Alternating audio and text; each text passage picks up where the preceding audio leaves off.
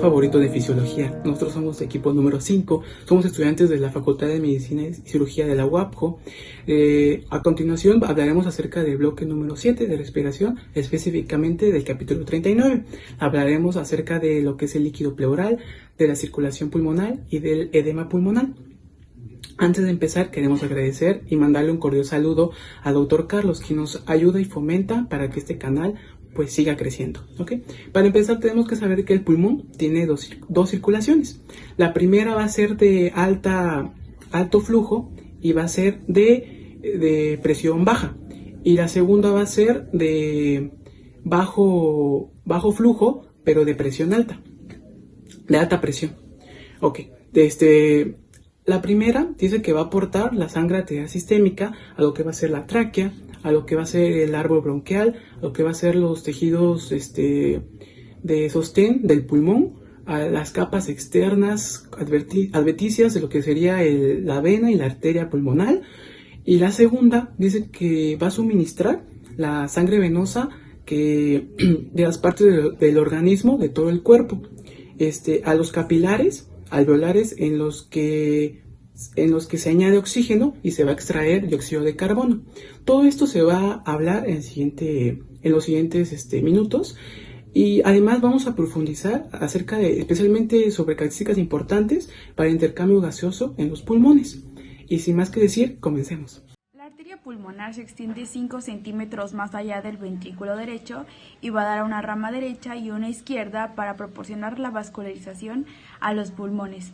Esta arteria tiene un grosor de pared de 1/3 de lo que es la pared de la aorta. Todas sus ramas tienen diámetros mayores que sus correspondientes arterias sistémicas. Los vasos son delgados y distendibles, de casi 7 mililitros por milímetros de mercurio, similar a la de todo el árbol arterial sistémico. Esta gran distensibilidad permite que las arterias pulmonares se acomoden al gasto del volumen sistólico. La sangre también fluye a través de las arterias bronquiales, quienes transportan del 1 al 2% del gasto cardíaco. Esta sangre es oxigenada en comparación al de las arterias pulmonares, que es parcialmente oxigenada. Estas arterias vascularizan los tejidos de soporte de los pulmones, donde después drenarán en las venas pulmonares hasta la aurícula izquierda. Hay vasos linfáticos en todos los tejidos de soporte del pulmón, desde los espacios tisulares que rodean los bronquiolos y que siguen hacia el hilo pulmonar hasta el conducto torácico derecho.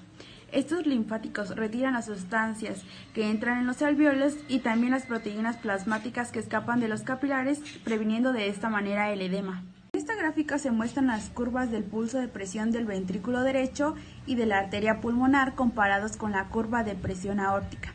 La presión sistólica del ventrículo derecho es de aproximadamente 25 milímetros de mercurio y la presión diastólica de 0 a 1 milímetros de mercurio. Durante la sístole, la presión en la arteria pulmonar es similar a la del ventrículo derecho, y después del cierre de la válvula pulmonar, la presión ventricular cae súbitamente y la presión arterial disminuye lentamente debido al flujo a través de los capilares. La presión arterial pulmonar sistólica es de 25 milímetros de mercurio y la presión diastólica de 8 milímetros de mercurio, y su presión arterial media es de aproximadamente 15 milímetros de mercurio.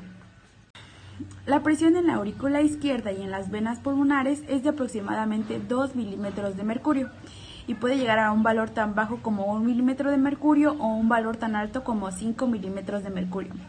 Con frecuencia se puede estimar la presión en la aurícula izquierda utilizando la denominada presión de encalabamiento pulmonar, introduciendo un catéter por vía periférica hasta llegar a la aurícula derecha y después a la arteria pulmonar y finalmente a una rama pequeña. La presión que se mide a través de este catéter es de aproximadamente 5 milímetros de mercurio. Bueno, en esa parte de volumen en los pulmones de la sangre, tenemos que entender que el 9% de la sangre se encuentra aquí, en los pulmones. Aproximadamente 70 mililitros se encuentra en los capilares alveolares. Estos 450 mililitros pueden variar. ¿Cómo? Cuando alguien expulsa muy fuerte aire, por ejemplo, al tocar una trompeta, que soples demasiado fuerte, se pueden al menos expulsar 250 mililitros más hacia la circulación sistémica. Entonces, ¿qué va a pasar con esto? Los 450 mililitros no son siempre fijos. Puede variar a veces más, a veces menos. Entonces, ¿qué pasa cuando hay una hemorragia o un traumatismo? Llega a perder el paciente al menos medio litro de sangre, puede el reservorio de sangre en los pulmones llegar a compensar de cierta manera esta hemorragia. Entonces, esto sirve como un reservorio también de sangre. ¿Y qué llega a pasar cuando nuestra anatomía del corazón llega a fallar? Esto es muy importante. ¿Por qué? Porque al final de cuentas, si llega a prolapsarse, por ejemplo, la válvula mitral, llega a estancarse más sangre o la presión llega a aumentar más en los pulmones, hasta un 1000% más. Entonces, esto es grave, pero no mortal. Al final de cuentas, los pulmones pueden soportar un poco más de presión, pero lo correcto sería corregir el problema de la válvula mitral. ¿Para qué? Para que no se llegue a estancar. Entonces, recordemos que la válvula mitral es la que se conecta directamente ya para la circulación sistémica. Es donde parcialmente llega la sangre, de donde viene de los pulmones, y si esta no llega a pasar es como un carril de unos coches que no llegan a empujarse y se hace una gran cola. Entonces la sangre va a aumentar la presión. Esto es lo importante de esta parte de la patología. Ahora, para entender esta parte del flujo sanguíneo de los pulmones, tenemos que entender que es directamente proporcional al gasto cardíaco. Entonces el gasto cardíaco va a depender de cuántas veces lata, la frecuencia y la fuerza. Entonces, si late muy fuerte y late muchas veces, el flujo sanguíneo va a ser muy rápido a través de los pulmones. Entonces, esto también tiene unos mecanismos en los cuales va a detectar los alvéolos la oxigenación en la sangre. ¿Qué va a pasar cuando disminuye del 70% de lo normal, aproximadamente 73 milímetros de mercurio, que es lo común? Los alvéolos se van a vasoconstriñir, haciendo que la sangre siga pasando más rápido. Entonces va a hacer que se trate de oxigenar más rápido. Pero aquí lo importante es ver que se segregan sustancias. Cuando llega a haber una hipoxia, se segregan sustancias para vasoconstriñir o vasodilatar conforme sea la situación. Entonces, aquí hay una parte importante. Hay unos canales de potasio que son sensibles al oxígeno. ¿Qué pasa cuando llega a aparecer una hipoxia? Entonces, esos canales se llegan a inhibir y la membrana se llega a despolarizar. Entonces, cuando se llega a despolarizar la membrana, se activan los canales de calcio. Recordemos que los canales de calcio son los que activan la función de la membrana, son los que conducen la electricidad. Entonces, al activarse los canales de calcio, se va a vasoconstriñir las pequeñas arteriolas que se encuentran en los capilares de los alvéolos. Entonces, esto es lo que va a ocasionar que se vasodilaten o se vasoconstriñan, dependiendo la frecuencia. Ya lo habíamos comentado antes. Si llega a aparecer, por ejemplo, una hemorragia, ya llega a haber una pérdida de sangre, entonces se va a vasoconstriñir, va a tratar de hacer más oxigenación, y si la presión llega a ser muy alta, por ejemplo, en otra patología, una hipertensión, en un momento alto, se van a dilatar los vasos de los pulmones. Entonces, ese es el mecanismo que debemos de entender, que si es muy alta la presión, se vasodilatan, y si es muy baja la presión, se vasoconstriñen. Entonces es un compensador, y ya lo vemos a nivel de la membrana, cómo se compensan los alvéolos, y dependiendo del 70% de la oxigenación va a responder este mecanismo. Efecto de los gradientes de la presión hidrostática en los pulmones sobre el flujo sanguíneo pulmonar regional. En el capítulo 15, como se señaló, la presión arterial del pie de una persona que se encuentra parada puede ser hasta 90 milímetros de mercurio, mayor que la presión a nivel del corazón. Esto está producido ¿por qué? Pues por la presión hidrostática, es decir, el peso de la propia sangre en los vasos sanguíneos. Este mismo efecto sucede en los pulmones, pero en un menor grado. Como podemos observar, en el adulto normal, en una posición erguida, el punto más bajo de los pulmones está aproximadamente 30 centímetros debajo del punto más alto. Esto representa una diferencia de presión de 23 centímetros de mercurio, de los cuales 15 de esos 23 están por encima del corazón y los 8 restantes están por debajo. Estas diferencias de presión tienen efectos profundos sobre el flujo sanguíneo que atraviesa las diferentes zonas de los pulmones. Esto representa, como podemos observar en la imagen, la curva inferior, pues que muestra el flujo sanguíneo de la unidad de tejido pulmonar a diferentes niveles de una persona en posición erguida. Obsérvese además que en esta posición erguida, en reposo, hay un poco de flujo en la parte superior del pulmón, aproximadamente 5 veces más que el flujo de la parte inferior. Para ayudar a explicar la diferencia de estas frecuencias, se considera que el pulmón está dividido en 3 zonas principales que vamos a observar en la siguiente diapositiva. Pues los capilares de las paredes alveolares están distendidos por la presión de la sangre que hay en su interior, pero simultáneamente están comprimidos por la presión del aire alveolar que se encuentra en su exterior. Por lo tanto, siempre que la presión del aire alveolar pulmonar sea mayor que la presión de la sangre capilar, los capilares se van a cerrar y por ende pues no va a cortar o no va a haber flujo sanguíneo. ¿Ok?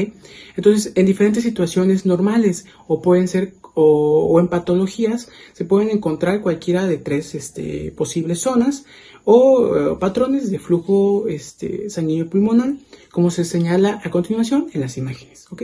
Básicamente esta imagen pues es un mecanismo, es la mecánica del flujo sanguíneo en las 3 zonas del flujo sanguíneo del pulmón.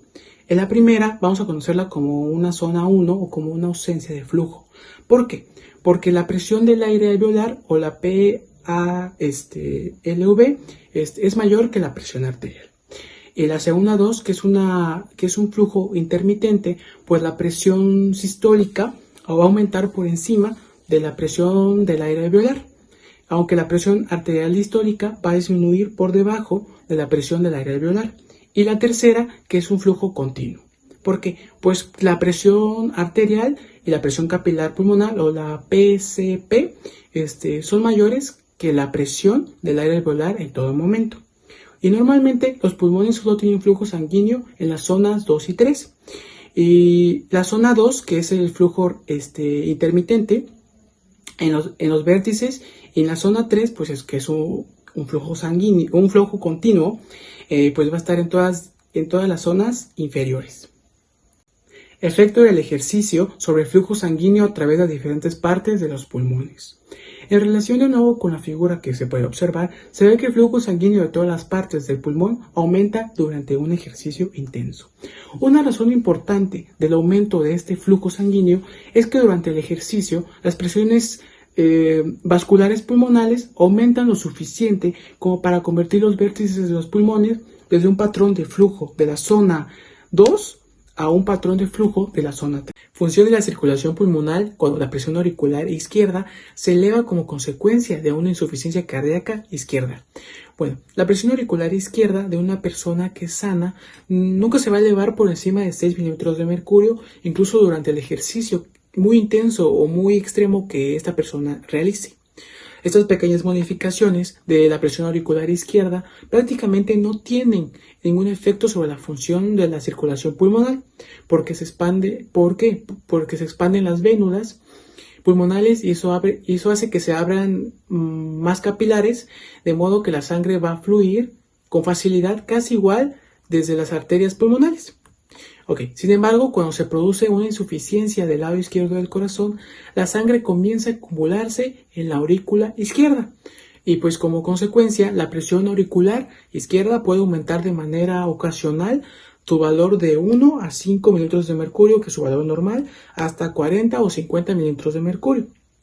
Cualquier aumento de esta presión auricular izquierda por encima de 7 u 8 milímetros de mercurio, pues va a hacer que aumente la presión capilar casi en la misma magnitud. Cuando la presión auricular izquierda ha aumentado por encima de 30 milímetros de mercurio, produciendo aumentos similares a la presión capilar, es probable que aparezca o que surja un edema pulmonar. Bueno, ahora vamos a hablar sobre el líquido en la cavidad pleural. Durante la respiración los pulmones se van a contraer y se van a expandir dentro de la cavidad pleural y va a haber una muy fina capa de un líquido mucoide que va a facilitar este movimiento. En esta imagen vamos a poder observar el intercambio de líquidos en el espacio pleural. Y bueno, la membrana pleural es una membrana serosa mesenquimatosa porosa por la cual va a pasar una muy diminuta cantidad de líquido intersticial hacia el espacio pleural. Este líquido va a llevar proteínas tisulares que son las que se encargan de darle el aspecto mucoide al líquido pleural. Y bueno, En las cavidades pleurales no va a haber una gran cantidad de este líquido, va a ser muy pequeña y de tan solo algunos mililitros. Si esta cantidad es más elevada de la justa para que comience a fluir, va a ser como desechada por medio del bombeo de los vasos linfáticos desde la cavidad pleural hacia el mediastino, hacia la superficie superior del diafragma y hacia las paredes laterales de la pleura parietal, por lo que el espacio pleural, que es el espacio entre la pleura parietal y la pleura visceral, va a ser también denominado espacio virtual, ya que este espacio es tan estrecho que realmente no es un espacio físico. Siempre va a ser necesaria una fuerza negativa en el exterior del pulmón para que puedan extenderse.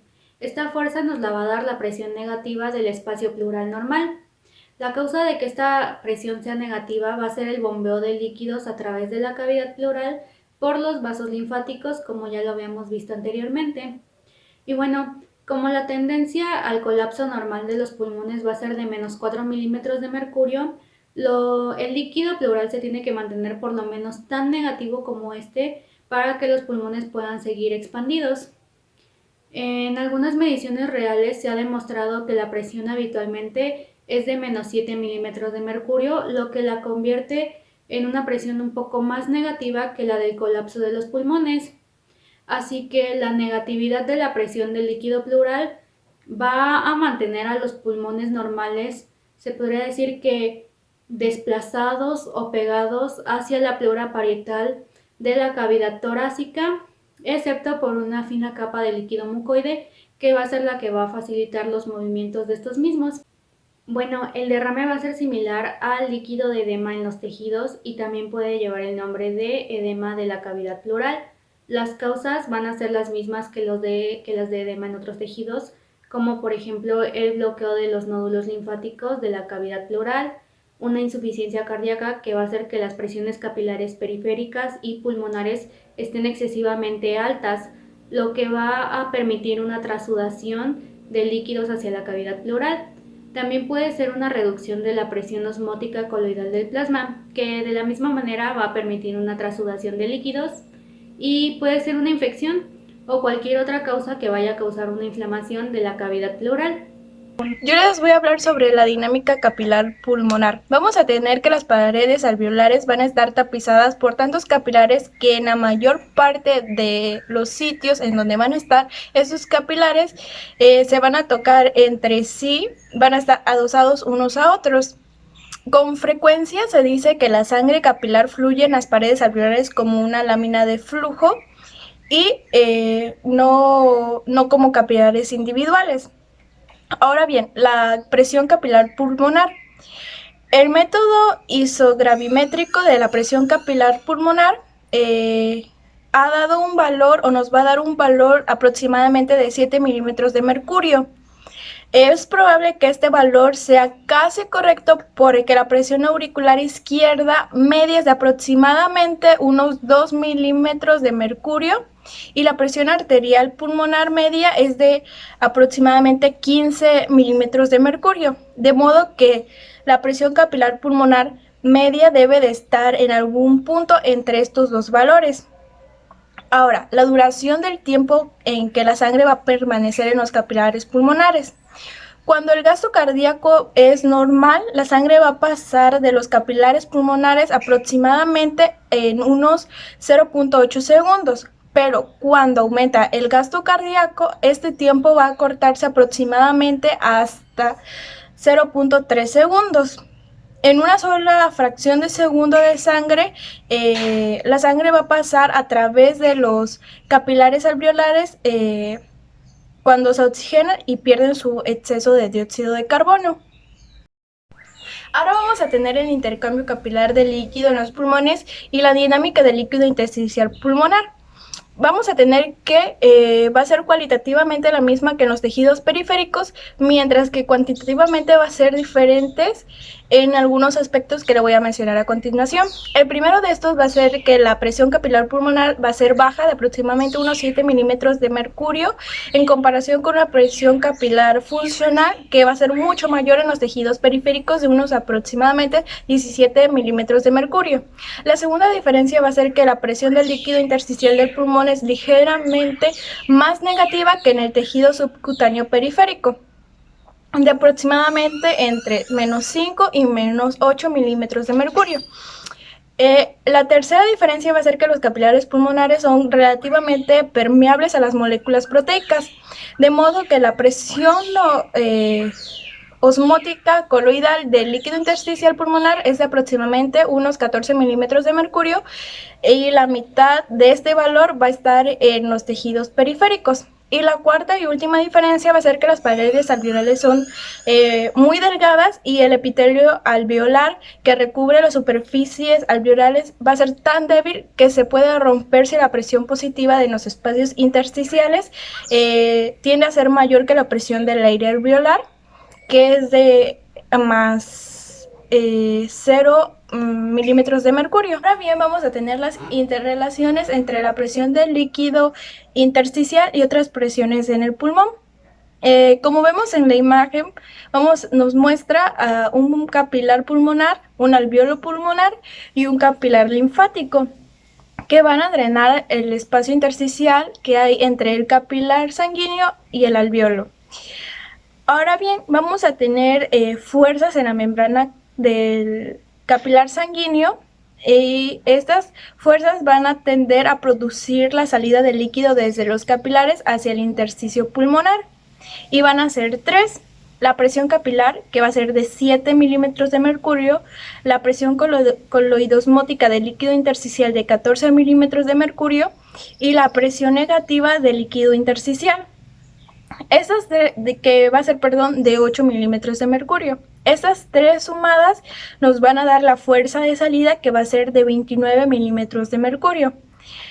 Y aparte vamos a tener las fuerzas que van a tender a producir una absorción de líquido hacia los capilares, que es la presión coloidosmótica del plasma, que va a ser de 28 milímetros de mercurio, lo que nos da la fuerza total de entrada de 28 milímetros de mercurio. Las fuerzas normales de salida van a ser ligeramente mayores a las fuerzas de entrada, lo que da una presión media de filtración en la membrana capilar pulmonar. Lo que vamos a hacer es que vamos a restar la fuerza de salida, que es más 29, y la fuerza de entrada, que es menos 28, lo que nos va a dar una presión media de más 1. Esta presión de filtración va a generar un ligero flujo continuo de líquido desde los capilares pulmonares hacia los espacios intersticiales, y este líquido va a regresar o va a ser bombeado nuevamente hacia el sistema linfático pulmonar. Ahora vamos a tener la presión intersticial pulmonar negativa y los mecanismos para mantener secos a los alveolos. Vamos a tener que los capilares pulmonares y el sistema linfático pulmonar normalmente van a mantener una ligera presión negativa en los espacios intersticiales. Es evidente que siempre que aparezca líquido adicional en los alveolos, simplemente va a ser aspirado mecánicamente hacia el intersticio pulmonar a través de pequeñas aberturas que hay entre las células epiteliales alveolares. Y después este exceso de líquido va a ser transportado por los linfáticos pulmonares, o va a ser absorbido hacia los capilares pulmonares. Así, en condiciones normales vamos a tener que los alveolos se van a mantener secos, excepto una pequeña cantidad de líquido que se filtra desde el epitelio hacia la superficie del revestimiento de los alveolos para mantenerlos húmedos. Vamos a tener el edema pulmonar. Vamos a tener que cualquier factor que aumente la filtración del líquido fuera de los capilares pulmonares o que impida la función linfática pulmonar y provoque un aumento de la presión del líquido intersticial pulmonar nos va a dar o nos va a causar un edema pulmonar. Las causas más frecuentes del edema pulmonar van a ser dos. La primera es la insuficiencia cardíaca izquierda o valvulopatía mitral. Van a haber grandes aumentos de la presión venosa pulmonar y de la presión capilar pulmonar, lo que va a provocar el encharcamiento de los espacios intersticiales y de los alvéolos. Y la segunda causa va a ser la lesión de las membranas de los capilares sanguíneos pulmonares producidas por infecciones a causa de una neumonía o por la inhalación de sustancias tóxicas como el gas cloro o el gas dióxido de azufre. Estos van a dar lugar a una fuga rápida tanto de proteínas plasmáticas como de líquido desde los capilares hacia los espacios intersticiales pulmonares y los alvéolos. Ahora bien, vamos a tener el factor de seguridad del edema pulmonar. Siempre que la presión auricular izquierda aumenta a valores elevados, la presión capilar pulmonar también va a aumentar hacia un nivel 1 a 2 milímetros de mercurio mayor que la presión auricular izquierda. La presión auricular izquierda se va a elevar aproximadamente por encima de 23 milímetros de mercurio, que la presión capilar pulmonar va a aumentar por encima de 25 milímetros de mercurio. El líquido va a comenzar a acumularse en los pulmones. Debemos de tener en cuenta que la presión coloidosmótica del plasma era igual a la de el nivel crítico de presión, que es de 25 milímetros de mercurio. En el ser humano vamos a tener que la presión coloidosmótica plasmática normal es de 28 milímetros de mercurio. Se puede producir o se puede predecir, mejor dicho, que la presión capilar pulmonar debe aumentar desde el nivel normal de 7 milímetros de mercurio a más de 28 milímetros de mercurio para producir un edema pulmonar, dando un factor de seguridad aguda contra el edema pulmonar de unos 21 milímetros de mercurio. También vamos a tener el factor de seguridad en los trastornos crónicos. Cuando la presión capilar pulmonar permanece elevada de una manera crónica, que eso quiere decir durante al menos 2 semanas, los pulmones se hacen incluso más resistentes al edema pulmonar porque los vasos linfáticos se expanden mucho, lo que va a aumentar su capacidad de retirar el líquido de los espacios intersticiales hasta 10 veces más. Y ahora bien, por último tenemos la rapidez de la muerte en el edema pulmonar agudo. Cuando la presión capilar pulmonar aumenta mucho, incluso ligeramente por encima del nivel de factor de seguridad, se puede producir un edema pulmonar mortal en un plazo de horas o incluso 20 a 30 minutos.